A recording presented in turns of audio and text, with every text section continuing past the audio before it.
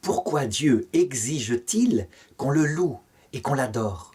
N'est-il pas quelque part égoïste, centré sur lui, ou au moins orgueilleux? Cette question a été mise en avant par Friedrich Nietzsche, le philosophe, celui qui était athée et qui disait « Je ne veux pas croire en un Dieu qui veut qu'on le loue tout le temps ». Pour répondre à une telle question, il faut procéder en deux temps. Le premier temps, regarder Dieu, qu'est-ce qu'il est? Et deuxième temps, nous regarder nous-mêmes. Dieu, en ce qui le concerne, on le sait, et la raison peut même le démontrer. Il n'a pas besoin de nous. Il est parfait en lui-même, et c'est évident, il n'est pas homme, il est l'éternel. L'éternel, c'est long, l'éternité, et donc forcément, il est parfait en lui-même. S'il était imparfait, s'il avait besoin pour s'occuper de petites créatures comme nous, il serait déjà mort, détruit, usé par la longueur de l'éternité. C'est pourquoi même les philosophes grecs, les anciens, disaient que Dieu, nécessairement, il est acte, perfection pure. Et c'est vrai. Il est donc le seul être, et ça c'est les révélations qui le disent, qui a créé gratuitement, sans aucun but que communiquer du bonheur à ceux qu'il a créés. Ça ne lui apporte rien. Et donc, notre louange ne lui apporte rien. Il faut donc trouver une autre raison pour expliquer pourquoi il nous demande de le prier, de l'adorer et d'adorer lui seul. Et la raison, elle est donnée par la révélation. Elle concerne ce que nous sommes, pourquoi il nous a créés.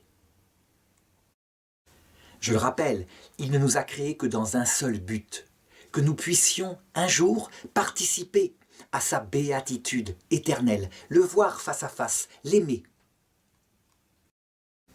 Actuellement, nous sommes dans une première phase, on pourrait dire cela, de notre purification, en tout cas pour ceux qui, ultimement, lorsque le choix sera donné parfaitement librement, accepteront cette bonne nouvelle. Dieu nous a mis sur terre pour un stage qui dure 80 à 100 ans pour les plus vigoureux, un stage où nous apprenons ce que nous sommes, indépendamment de lui, dans une vie où, pour le moment, il se cache. Et il nous indique le chemin pour marcher vers ce salut. Il ne nous force pas à l'appliquer. La preuve, certaines personnes le refusent, ce chemin. Et donc il nous dit « Aimez-moi, adorez-moi, et c'est par ma présence que vous trouverez en vous la paix. » Et c'est là où il faut une explication que, je dirais, on comprend dès qu'on voit, qu'on constate l'état des personnes qui refusent de suivre ce commandement d'amour. Ça veut dire qu'ils soit volontairement refusent d'adorer et d'aimer Dieu, et même de considérer sa simple existence, ou alors chez ceux qui, sans volonté de leur part, ne le connaissent pas. On constate l'arrivée dans leur vie, tôt ou tard, d'une forme d'angoisse. Pourquoi? Parce que, manifestement, il y a dans le cœur de l'homme quelque chose qui ne se contente pas des biens terrestres, les plus beaux soient-ils, ne serait-ce qu'une épouse. Prenons le cas d'une personne qui a tout, qui a gagné 50 milliards au loto, mettons, ça n'existe pas, mais comprenez, qui a tout matériellement, qui a une épouse formidable, qui l'aime de tout son cœur, des enfants bien élevés.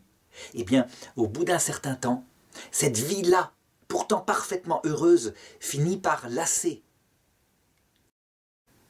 C'est au point que les Africains qui voient, eux, qui sont dans la misère matérielle, les Occidentaux angoissés, se disent « mais comment ça se fait ?» En fait, il faut comprendre que l'homme ne se nourrit pas seulement de biens terrestres. Son cœur est comme un vase, et un vase rempli à l'infini, qui ne peut être rempli que par un être infini. Dieu ne nous a donc pas créés neutres, avec une capacité à l'aimer ou à pas l'aimer. Il nous a créés pour que nous le voyions face à face. Et donc forcément, il y a une marque dans le cœur humain faite pour le recevoir. C'est ce vase. C'est une métaphore qui parle bien. Et donc, ceux qui ont la chance, comme nous chrétiens, de connaître cela et de l'adorer et de l'aimer, eh bien, ils vivent la même vie que les autres. Ils peuvent perdre un enfant, ils peuvent perdre, je dirais, avoir des deuils, des souffrances, ils finissent par mourir. Mais ça a un sens. Ils savent où ils vont. Et donc la croix de cette vie terrestre, cette vallée de larmes, est légère. Et puis, ceux qui refusent ou ceux qui, malheureusement pour eux, n'ont pas entendu parler de ça, vivent dans un monde, tôt ou tard, des angoisses qu'ils ne comprennent pas.